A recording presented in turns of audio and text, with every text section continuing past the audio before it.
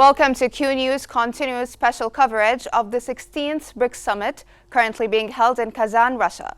Kazan is hosting the summit from October 22nd to 24th under Russia's presidency of the bloc for 2024.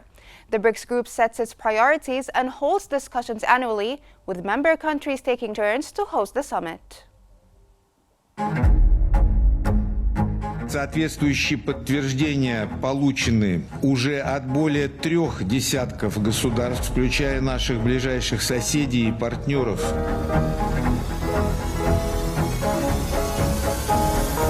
يعقد هذا المنتدى في وقت يشهد العالم فيه تحديات وأزمات دولية متعاقبة وغير مسبوقة.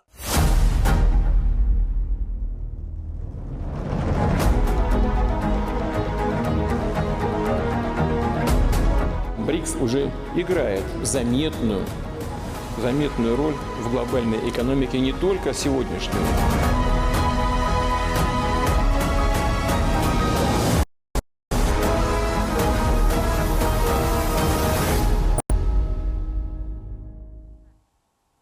Welcome back to our special coverage. The 16th BRICS Summit kicks off later tonight in Kazan, Russia's largest city, with the participation of 24 heads of state and UN Secretary General Antonio Guterres. Russia is chairing the BRICS group this year under the name Strengthening Multilateralism for Equitable Global Development and Security.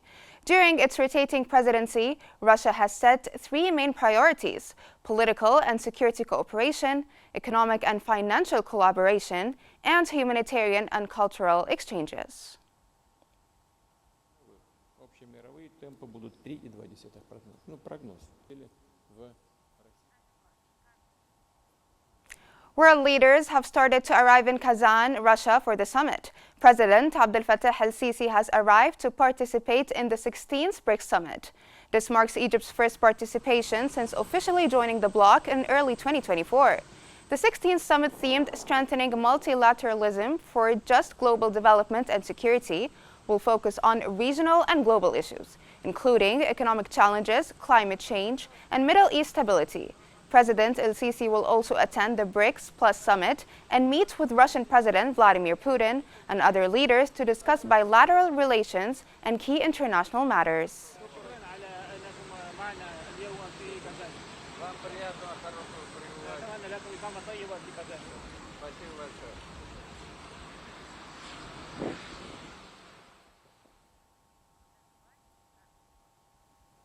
Moreover, the Russian President Vladimir Putin and Indian Prime Minister Narendra Modi met during the BRICS summit, emphasizing the need for important decisions to expand and strengthen cooperation within the bloc.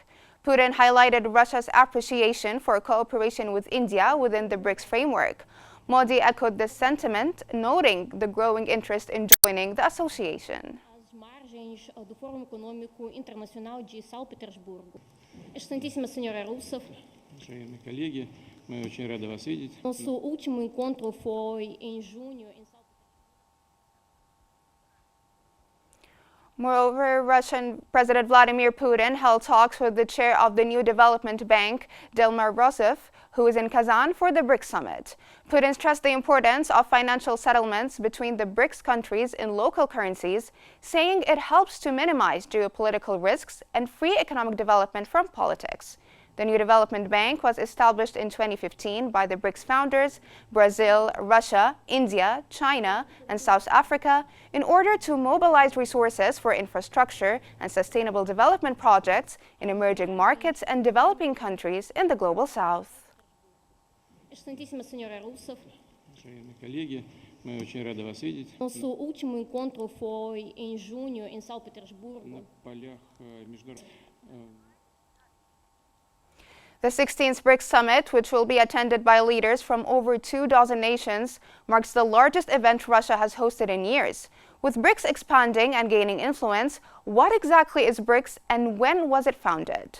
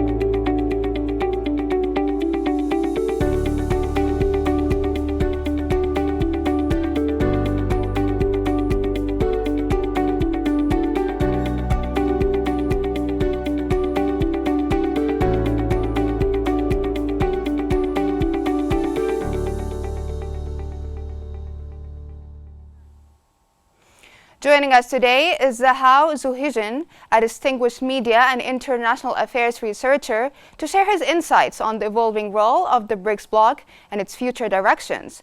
With the recent expansion of BRICS, there are growing questions about its economic and geopolitical impact. I want to start with the role of the new development bank. If you could tell us what exactly is this role and how can it be significant within the framework?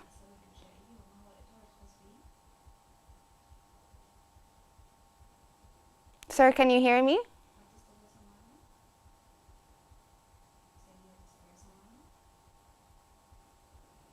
Sir?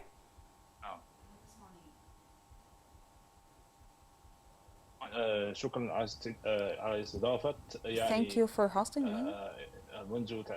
Since the establishment of the new development bank of the BRICS countries, the bank achieved more than 100 projects and provided loans of total $350 billion, and it's an indication for the diversification of the international economic system. It aims at enhancing the economic and financial powers of the emerging markets and developing countries.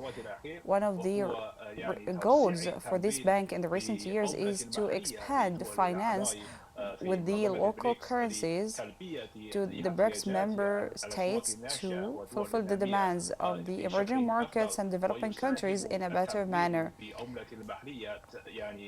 It also contributes into funding with local currencies, which will reduce the risk of the foreign currency exchange rates, which enhances the funding capacity of these countries. This in turn helps in the continuity of the economic growth. There are projects related to the update of railways to transfer goods in South Africa, and a set of projects in Brazil related to the green energy.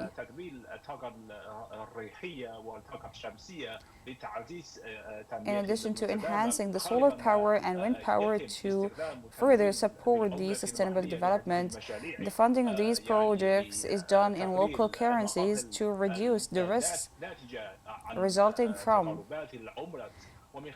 the turmoil foreign currencies.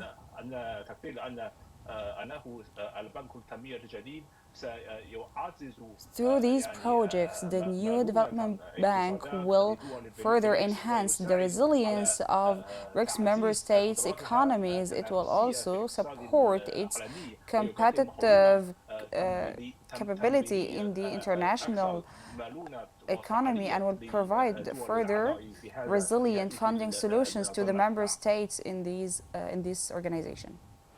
Now, with China contributing significantly to the global GDP, what is the nature of economic cooperation between China and the other BRICS members?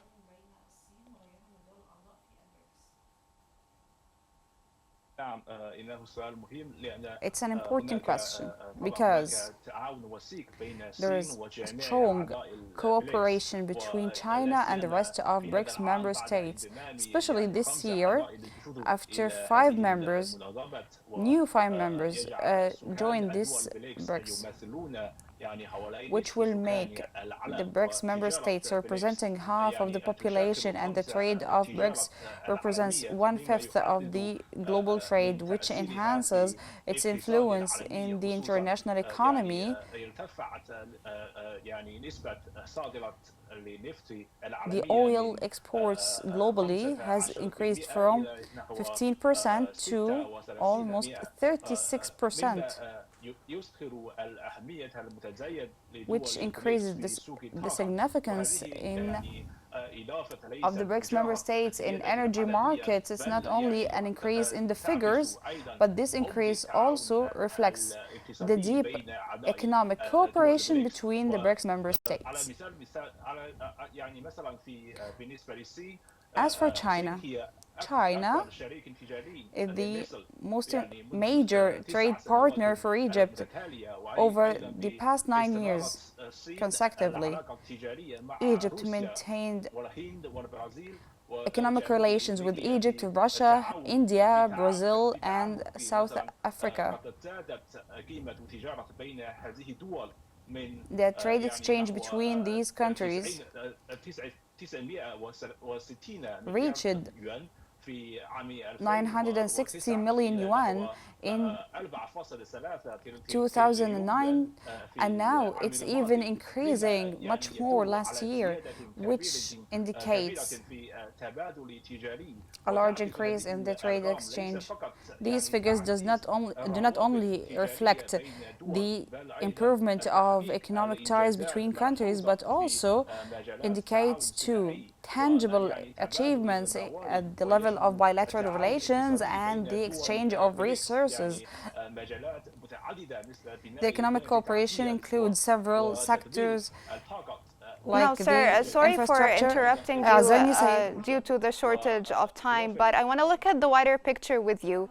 What do you think are the most anticipated discussions or decisions to come out of this year's BRICS summit?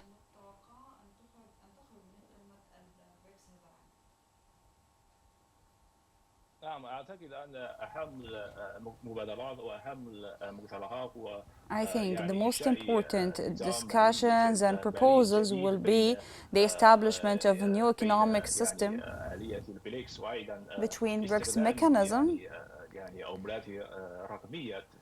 and the member states, in addition to the use of digital currency in this system. It's expected also the meeting will result in a series of important recommendations, which is the economic cooperation, sustainable development, and digital currencies. The member states will discuss the enhancement of economic ties between them and supporting investments to face the challenges of the global economy. In this summit, there will be several bilateral meetings between the different leaders of the BRICS member states. For example, the Chinese president met with the President Putin today. I think in this very important meeting, both leaders will exchange their points of views and opinions on the different hot issues at the international level. Thank you so much, Mr. Zaho Zijin, for all your valuable insights and information. Thank you so much. Prior to today's summit, Russian President Vladimir Putin hosted the BRICS Business Forum on October 18, emphasizing the importance of close economic partnership among BRICS nations and highlighting the group's growing economic influence on the world stage. The forum, held in Moscow ahead of the BRICS summit in Kazan, brought together over 1,000 business leaders from across the BRICS countries, including representatives from new members, Saudi Arabia, Iran, Egypt, and the United Arab Emirates, who joined the group on January 1, 2024. Putin highlighted the significant role of the BRICS group in global economic growth, noting that the association's total GDP exceeds $60 trillion, surpassing that of the G7. He pointed out that in 1992, the G7 accounted for 45.5% of global GDP, while BRICS countries accounted for 16.7%. By 2023, BRICS countries had grown to account for 37.4% of global GDP, while the G7 had fallen to 29.3%.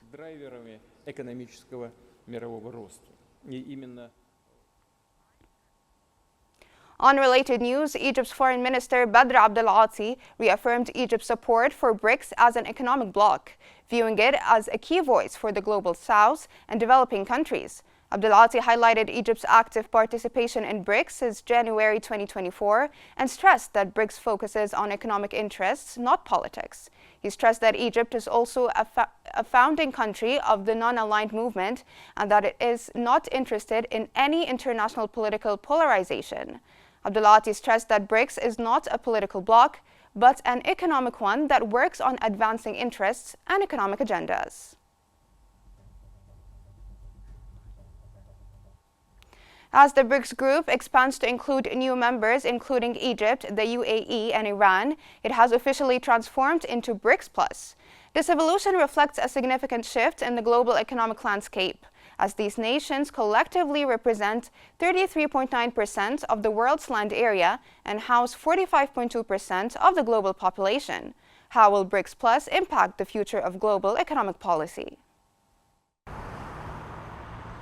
With the 2024 expansion of the BRICS to include members Egypt, the United Arab Emirates, Iran, and Ethiopia, the group has become BRICS Plus. Together, these nations are reshaping the world economy. BRICS Plus nations span 33.9% of the world's land area and are home to 45.2% of the global population, underscoring their vast geographic and demographic strength. Economically, BRICS Plus countries contribute 36.7% of the world gross domestic product based on purchasing power parity, showcasing their growing role in global markets. The group's dominance extends to energy, with BRICS Plus nations holding 45.8% of the world's crude oil reserves, according to 2023 data. In agriculture, they produce 44.7% of the world's wheat and 54.8% of the global rice supply, cementing their position as key player in global food security. Additionally, BRICS Plus nations accounted for 24.9% of global exports in 2022, further demonstrating their influence on international trade and economic growth. As the group remains open to welcoming new members, its influence in shaping global economic policy and trade dynamics is becoming increasingly pronounced. Joining us today is Dr. Vinay Kumar, Assistant Professor of Economics, to discuss the evolving role of BRICS in global trade.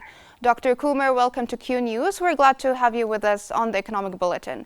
First off, in light of promoting the interests of developing countries, how does BRICS aim to reshape the global financial order? Actually, the birth of BRICS has been one of the major important aspects of the birth of the BRICS is against the dominance of the Western nations against the global South. So, in order to make sure that the dominance of the Western states should not be continued over the global South countries, the concept, the idea of the BRICS has been constructed and has been in the prominence since its establishment. So now all the developing countries are coming together. Earlier, there was only 4 to 5 states which were a part of the consortium of the BRICS, but today it has more than a dozen of members joining the BRICS, and more are waiting in queue to join this organization. And this organization has led the countries to draw the money from the new development bank and fund their development projects around in their countries, and this has led to the development of the economy to a greater extent. Now, trade independence is a very important aspect when it comes to achieving an efficient financial global reform. What message does BRICS send regarding de-dollarization and trade independence? Yeah, as far as the trade independence is concerned, the states, if you go back to the Russia-Ukraine war, when the war has started, most of the Western states have imposed sanctions on Russia, and this has in fact affected the economic growth of the Russia. So, and it has raised has raised the suspicion about this. The same kind of situation might be faced by any other state, because the Western states are using the economic tool as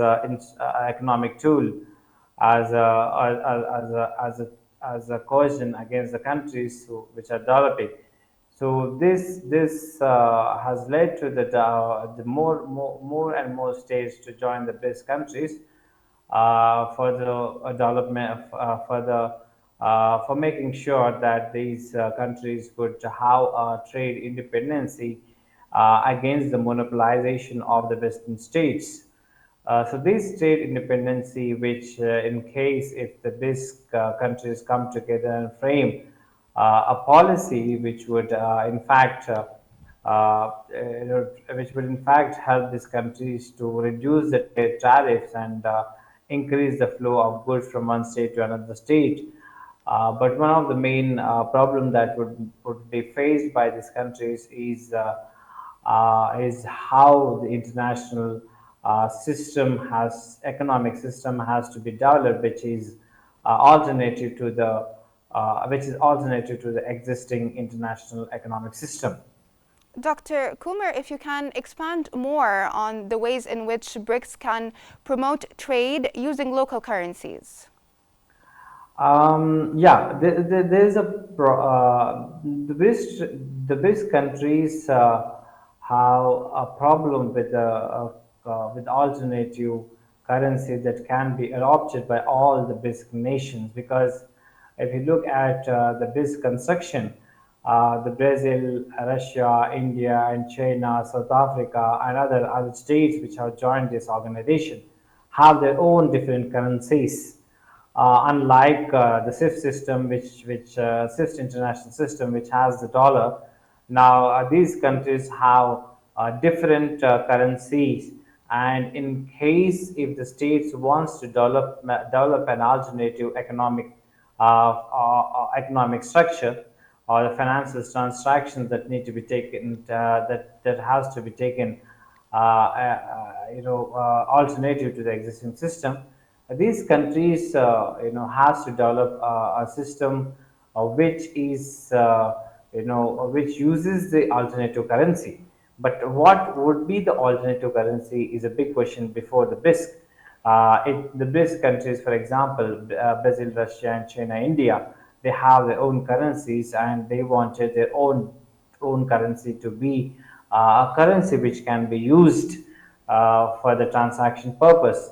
In case, if you take the case of the India and China, which are one of the founding members of this group, there are some differences between India and China as far as the boundaries are concerned, and because of the political reasons, India may not accept the Chinese currency as international monetary transactions, and of course, in fact, in case of Russia, there might be problems that might be expressed by other countries also, in case if the ruble is made as international currency. So neither the Indian rupee nor the Chinese currency or the Russian currency. Thank you so much, Dr. Kumar. Thank you so much. Sorry for interrupting you due to the shortage of time. Thank you so much for your valuable insights. Those were the latest updates of our special coverage of the 16th BRICS Summit in Russia. Remember to stay updated by following Qnews on YouTube, Facebook, X, Instagram, and TikTok at Qnews EG for the latest development. Thank you so much for watching.